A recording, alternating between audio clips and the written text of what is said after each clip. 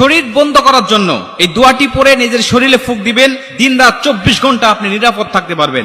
মানুষ শয়তান, জিন শয়তান, খবিশ শয়তান, নাফস শয়তান, ইবলিশ শয়তান, সমস্ত শয়তানের হাত থেকে আপনি সম্পূর্ণ নিরাপদ এবং হেফাজতে থাকতে পারবেন ইনশাআল্লাহ। অনেক মানুষ আছে শরীর বন্ধ করার জন্য বিভিন্ন কবিরাজের কাছে যায়, বিভিন্ন ভণ্ডদের কাছে গিয়ে টাকা পয়সা খোয়া তারা কোনোভাবে কোনো উপকার পায় না। আবার আপনি কিন্তু নিজেই আপনার নিজের বাড়িকে বন্ধ করে রাখতে পারবেন। এটার জন্য আপনার কবিরাজের কাছে যাওয়ার দরকার নেই। আপনি কোরআন হাদিসের মধ্যে সব আল্লাহ রাসূল দিয়ে দিয়েছেন, আল্লাহ পাক দিয়ে দিয়েছেন। আপনি শুধু সেখান থেকে নিবেন, সেখান থেকে নিয়ে আপনার বাস্তব জীবনে আপনি আমলগুলো করবেন। আপনার ঘর আপনি নিজে বন্ধ করতে পারবেন। আল্লাহ রাসূল সাল্লাল্লাহু আলাইহি সাল্লাম বলেন, যেই ঘরে সূরাতুল বাকারা তেলাওয়াত করা হয় ওই ঘরে কখনো কোনো দুষ্ট জিন, দুষ্ট আত্মা, দুষ্ট কেউ আপনাকে ক্ষতি করতে পারবে না, আপনাকে নষ্ট করতে পারবে না। আপনার পরিবার পরিজনের সদস্য, আপনার সন্তান, কারো ক্ষতি কেউ করতে পারবে না যদি আপনি নিজেই এই সূরাতুল বাকারা তেলাওয়াতটা আপনার ঘরে করতে পারেন নিয়মিত। যদি আপনি নিজে না করতে পারেন প্রতিদিন, তাহলে কোরআনুল কারীমের এই সূরা বাকারা তেলাওয়াত আপনি বাজাবেন। আপনার মোবাইলে হোক, আপনার যে কোনো ডিভাইসের মাধ্যমে হোক, এই কোরআনুল কারীমের তেলাওয়াত আপনি শুনবেন। অনেক মুহাদ্দিস বলেছেন যদি শোনা যায় তারপরেও আল্লাহ পাক এই সমস্ত কাজ থেকে হেফাজত করবেন। এরপরে আপনি আয়াতুল কুরসি পাঠ করবেন।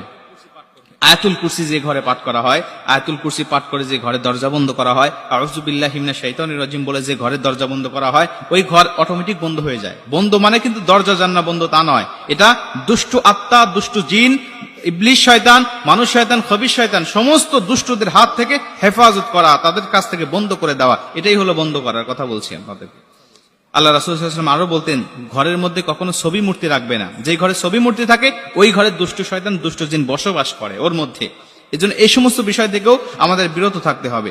আল্লাহ রাসূল সাল্লাল্লাহু আলাইহি ওয়াসাল্লাম আরো বলেন, ঘরের মধ্যে কখনো তোমরা নাপাকি রাখবে না। অনেক সন্তান আছে, ছোট্ট বাচ্চারা, যারা রাত্রিবেলায় পেশাব পায়খানা করে এবং সেগুলো ঘরের মধ্যে রেখে দেয়, ভালোভাবে পরিষ্কার করার প্রয়োজন মনে করে না। এগুলো কিন্তু খোলাভাবে রাখবেন না। আল্লাহ রাসূল বলতেন তুমি ঢাকনা যুক্ত জায়গায় রাখবে, ঢাকনা যুক্ত একটা পাত্রের মধ্যে রাখবে। তাহলে যখন নাপাকি জিনিস থাকবে তখন ওই দুষ্ট জিন, দুষ্ট আত্মা ওই সমস্ত জায়গায় যাবে এবং ওর একটি আসর তোমার সন্তানের উপরেও পড়বে। এজন্য ঢাকনা যুক্ত জায়গায় রেখে দিবেন। আল্লাহ রাসূল সাল্লাল্লাহু আলাইহি ওয়াসাল্লাম আরো বলতেন, এখন তো আমাদের অনেকের ঘরে অ্যাটাচ বাথরুম হয়েছে, এই বাথরুমের দরজা বন্ধ রাখবেন সবসময়। কারণ আল্লাহ রাসূল বলেন সবসময় সবচাইতে বেশি দুষ্ট জিনের বসবাস করে হলো টয়লেটের মধ্যে। সবসময় আটকিয়ে রাখবেন। যখন যাওয়ার প্রয়োজন হবে আপনি অবশ্যই ইস্তেগফার করবেন, ভিতরে গিয়ে মনে মনে দিলে দিলে ইস্তেগফার করবেন এবং ঢোকার সময় বাম পা দিয়ে প্রবেশ করবেন এবং আপনার দোয়া পাঠ করবেন।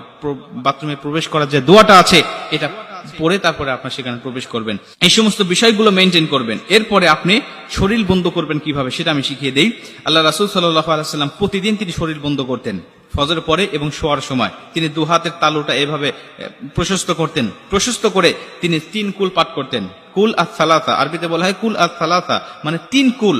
1 নম্বর হলো সূরাতুল ইখলাস, 2 নম্বর হলো সূরাতুল ফালাক, 3 নম্বর হলো সূরাতুন নাস। এই 3টা সূরা পড়ে আল্লাহ রাসূল তার হাতের তালুতে ফু দিতেন এবং ফু দিয়ে তিনি পুরো শরীরে মালিশ করে নিতেন। আল্লাহ রাসূল বলতেন যদি কোনো মানুষ এইটা করতে পারে তাহলে যত বড় জিন হোক, যত বড় দুষ্ট আত্মা হোক না কেন, ওখান থেকে আল্লাহ পাক সম্পূর্ণ তাকে হেফাজত করে দেয়।